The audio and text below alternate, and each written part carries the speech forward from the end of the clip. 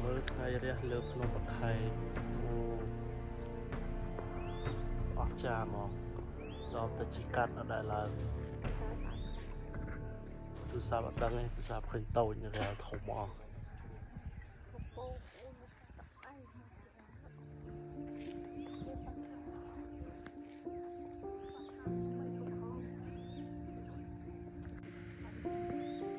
ហើយមិនធំតែមានដៃគូហាត់ប្រាណទេមានដៃគូឡើងភ្នំបាខែងមើលតែសភាពថ្ងៃរះទៀតមិនធម្មតាណា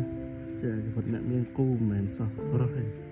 ហើយនៅពេលខ្លះយើងអកកទី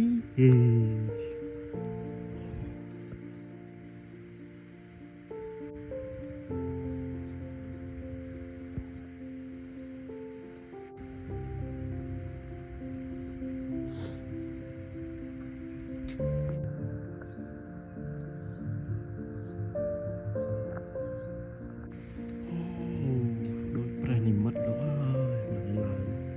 ម្ដងដឹងថាភ្នំបាខែងអស្ចារ្យ